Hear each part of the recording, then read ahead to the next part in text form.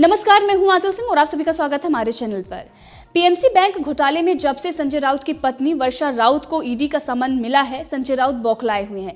कभी press conference कर रहे हैं तो कभी ट्वीट पर ट्वीट कर रहे हैं।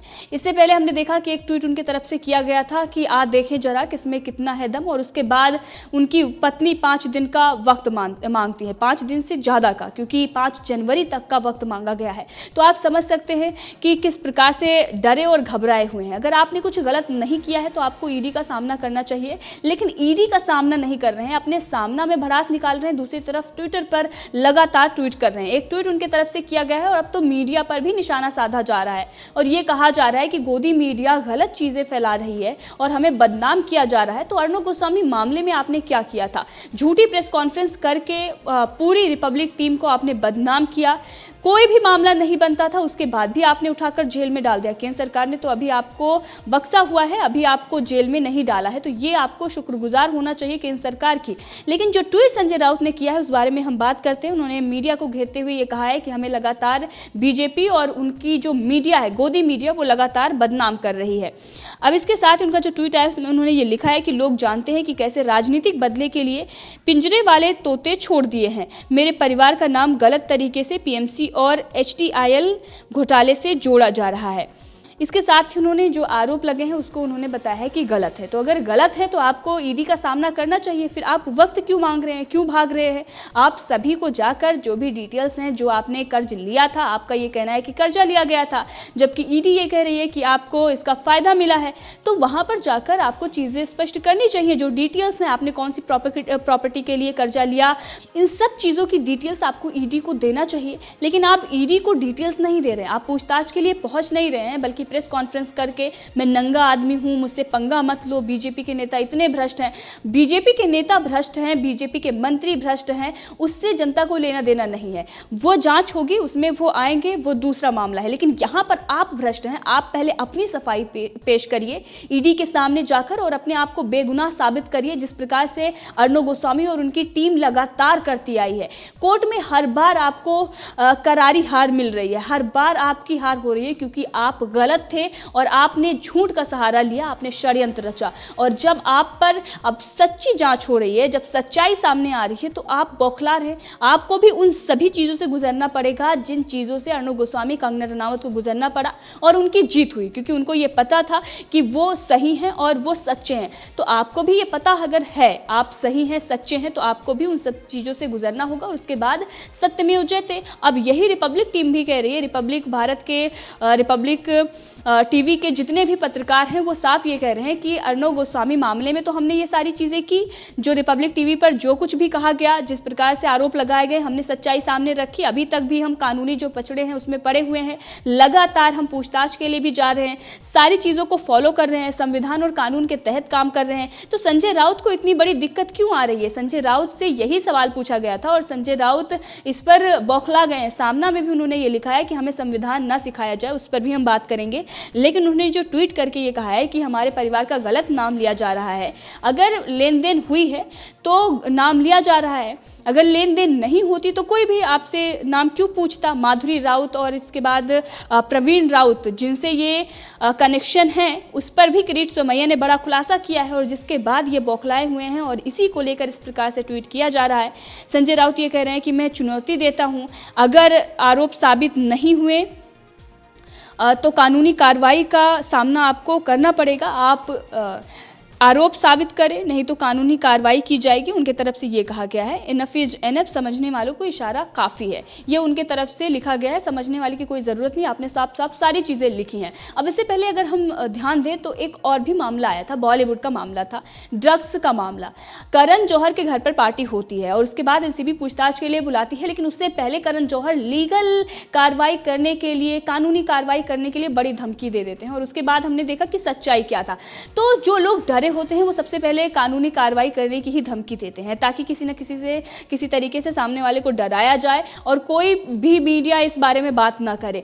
कहीं से भी अगर कोई भी खबरें आएंगी तो मीडिया आपको दिखाएगा, और मीडिया पर अगर आप इस प्रकार से गोदी मीडिया या किसी भी प्रकार से आरोप लगाते हैं तो ये जायज़ नहीं है। आप सामना में बिना किसी चीज़ को सोचे समझे देश को तोड़ने की बातें लिखते हैं तो आप पर भी कार्रवाई होनी चाहिए, और आप कौन सी कैटेगरी के मीडिया हैं ये भी आपको बताना चाहिए।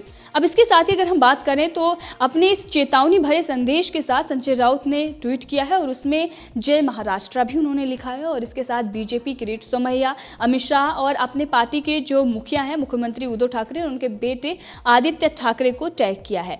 किरीट सोमैया बीजेपी के जो वरिष्ठ नेता हैं उन्होंने बड़े बड़े घोटाले सामने रखे हैं, बड़े बड़े भ्रष्टाचार जो महाराष्ट्र सरकार के रहे, चाहे वो बीएमसी का रहा हो या कोविड टाइम का रहा हो या भूमि घोटाला हो या पानी घोटाला हो या बिजली घोटाला हो या फिर अब संजय राउत का जो पीएमसी उनके पत्नी का घोटाला है, उस सब पर उन्होंने चीज़ें स्पष्ट की हैं कि क्या कुछ रहा है और किस प्रकार से लेन देन की गई है। अब इस बारे में किरीट सोमैया ने जो खुलासा किया था उसके बारे में हम बात करेंगे। उन्होंने ये बताया था कि वर्षा राउत और माधुरी प्रवीण राउत यानी कि जो प्रवीण राउत की पत्नी है माधुरी, सिद्धांत सिस्कॉन प्राइवेट लिमिटेड में डायरेक्टर थी, जबकि प्रवीण राउत HDIL से जुड़ी गुरु आशीष कंस्ट्रक्शन कंपनी के डायरेक्टर रहे। पीएमसी बैंक से HDIL में करोड़ों रुपए ट्रांसफ़र किए गए हैं। यानी कि बैंक को डुबाने के लिए किस प्रकार से एक षड्यंत्र, एक साजिश रची गई और उसके तहत बैंक को डुबाया गया, लोगों के पैसे डूबे। तो ये जो बड़ा भ्रष्टाचार हुआ है, हमने देखा कि 2014 के बाद बहुत सारी ऐसी चीज़ें निकलकर सामने आई हैं, लेकिन जो कुछ भी ये हुआ है पहले से तय था। मतलब अगर आपको सत्ता नहीं मिलती है तो आप एक बड़ा घोटाला कर देते हैं, और आज जो चीज़ें स्पष्ट रूप से दिखाई दे रही है तो कहीं ना कहीं इसमें उन लोगों के भी हाथ हैं जो येस बैंक और तमाम बैंकों को डुबाने में बैठे हुए थे और एक षड्यंत्र रचा जा रहा था। प्रधानमंत्री नरेंद्र मोदी को नीचा दिखाने के लिए, देश की इकोनॉमी को बर्बाद करने के लिए इस प्रकार से षड्यंत्र रचे गए हैं। सत्ता नहीं मिलती है तो कितने हद तक ये लोग गिर जाते हैं ये साफ दिखाई दे रहा है। अब इस पर किरीट सोमैया ने जो आगे खुलासा किया है और उन्होंने ये बताया है कि HDIL ने पीएमसी बैंक के 5,400 करोड़ रुपए का गबन किया और इसी HDIL ने प्रवीण राउत की कंपनी को 100 करोड़ रुपए दिए हैं। सोमैया ने यह भी बताया कि संजय राउत की फैमिली प्रवीण राउत की फैमिली की पार्टनर है, बहुत अच्छे उनके संबंध हैं, बहुत घनिष्ठ मित्र हैं, और प्रवीण राउत की फैमिली ने संजय राउत की फैमिली को पैसा भेजा है, जिसकी वजह से ईडी ने ये समन भेजा है। ये भी किरीट सोमैया ने आरोप लगाया है और कि दोनों में बहुत पुराने लेन देन रहे हैं। इस सब पर संजय राउत को खुलासा करना चाहिए और सभी पैसों का हिसाब संजय राउत को देना चाहिए। ये हैशटैग संजय राउत और संजय राउत को जवाब देना होगा, एक एक पैसे का जवाब देना होगा, ये किरीट सोमैया ने लिखा है। संजय राउत ने अपने ट्वीट में मिनी लोटस का जो जिक्र किया है उस वक्त किरीट सोमैया को भी टैग किया है, यानी कि ये जो निशाना उन्होंने साधा था वो किरीट सोमैया पर भी साधा था।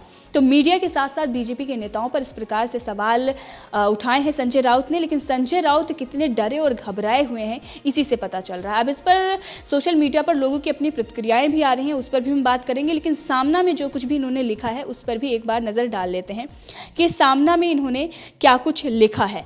सामना में अगर हम देखें तो संजय राउत लगातार इस प्रकार की चीज़ें लिखते आए हैं कि बीजेपी बदले की भावना से कार्रवाई कर रही है, बीजेपी, और हमने देखा कि जो वहाँ के राज्यपाल हैं भगत सिंह कोश्यारी, उनको लेकर भी कई सारी चीज़ें लिखी गई हैं संजय राउत की तरफ से। तो ये सारी चीज़ें जो हैं वो दिखाती हैं कि संजय राउत की बौखलाहट है, संजय राउत डरे हुए हैं, घबराए हुए हैं कि कहीं सच्चाई सामने ना आ जाए। इसी प्रकार से लगातार बीजेपी के नेताओं पर, केंद्र सरकार पर हमला बोल रहे हैं।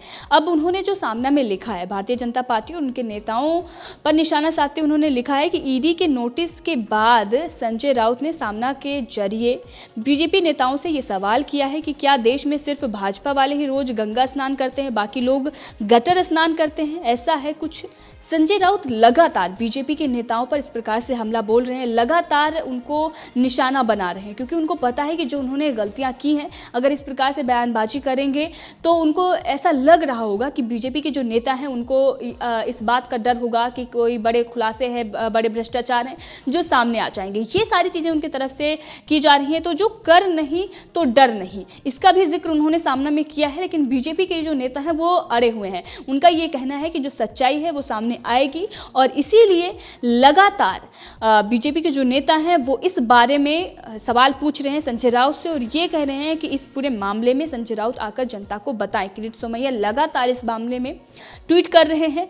अब जो सामना में लिखा गया है उस पर हम बात करते हैं। संजय राउत का ये कहना है कि क्या देश में सिर्फ भाजपा वाले ही रोज गंगा स्नान करते हैं, बाकी लोग गटर स्नान करते हैं, ऐसा है कुछ क्या?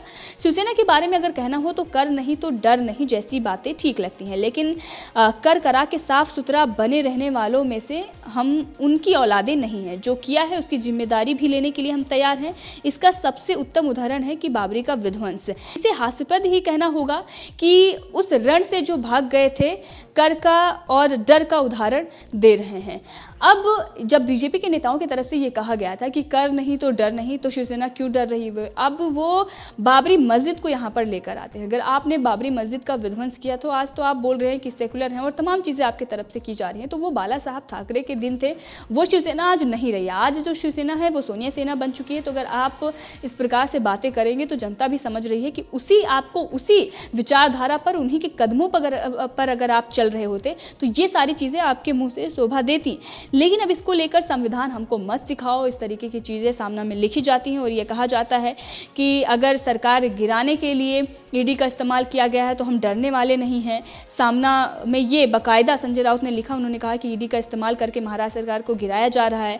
इस अंधश्रद्धा से लोगों को बाहर आना चाहिए। एकनाथ खड़गे ने भाजपा छोड़ी है, उसके बाद से ही ईडी का नोटिस भेजा जाता है। संविधान के दायरे में रहते हुए ये क्या कार्य किया गया है? तो आपने जो महाराष्ट्र में किया है वो क्या संविधान के दायरे में आपने किया है? इस पर भी सवाल संजय राउत से पूछा जा रहा है। लेकिन संजय राउत को शर्म कहाँ आएगी, क्योंकि संजय राउत ने पहले ही कह दिया है कि वो नंगा आदमी है और उनसे पंगा नहीं लेना चाहिए। अब एक यूजर ने इस पर कमेंट किया है संजय राउत के ही पोस्ट पर। उन्होंने लिखा है कि प्रेस कॉन्फ्रेंस और ट्विटर पर फन्ने खाई दिखा रहे हैं और ईडी के सामने जाने की तुम्हारी हिम्मत नहीं हो रही है। इसके साथ ही बहुत सारे लोगों के ट्वीट हैं कि डर गए हैं और इसीलिए ट्विटर पर इस तरीके की बयानबाजी की जा रही है। प्रेस कॉन्फ्रेंस करके मीडिया में ही आके बातें कर रहे हैं और उसके बाद गोदी मीडिया और मीडिया गलत चीज़ें फैला रहा है, उस तरीके से निशाना भी साधा जा रहा है। मतलब अगर आप ट्विटर पर होंगे तो मीडिया को कोसेंगे और जब आप मीडिया में होंगे तो आप ट्विटर को और बीजेपी को कोसेंगे, तो ऐसा नहीं चलने वाला।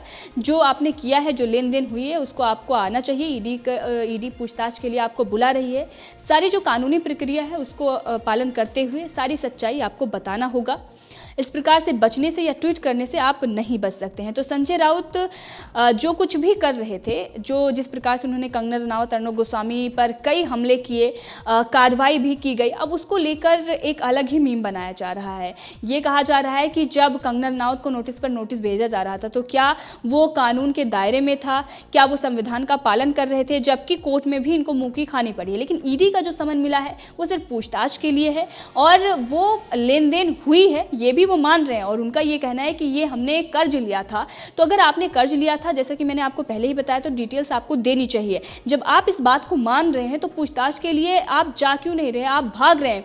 अब इस पर एक मीम्स भी बनाया जा रहा है। कंगना रनावत ये कह रही हैं कि जो आपका कुत्ता है वो टॉमी हो और मेरा जो कुत्ता है वो कुत्ता है। जब आप मुझे नोटिस भेज रहे थे, आप इलीगल कार्रवाई कर रहे थे, उस वक्त तो आप बहुत उछल रहे थे, उखाड़ दिया और तमाम चीज़ें लिख रहे थे। लेकिन आज आपको सिर्फ एक नोटिस मिलता है और आप बौखला जाते हैं। प्रेस कॉन्फ्रेंस, ट्विटर वॉर और लगातार बीजेपी के नेताओं को संविधान की दुहाई, मैं नंगा आदमी हूं। तो ये सारी चीज़ें जो महाराष्ट्र सरकार और संजय राउत की तरफ से की जा रही है, इसी का मजाक सोशल मीडिया पर भी बनाया जा रहा है और मीडिया में भी बनाया जा रहा है और इसीलिए संजय राउत बौखलाए हुए हैं मीडिया और सोशल मीडिया पर। तो इस पूरे मामले में आपका क्या कहना है, कमेंट करके जरूर बताएं। इसी के साथ अगर आपने अभी तक चैनल को सब्सक्राइब नहीं किया है तो कर लें, ताकि हर अपडेट आप तक पहुंचती रहे। धन्यवाद।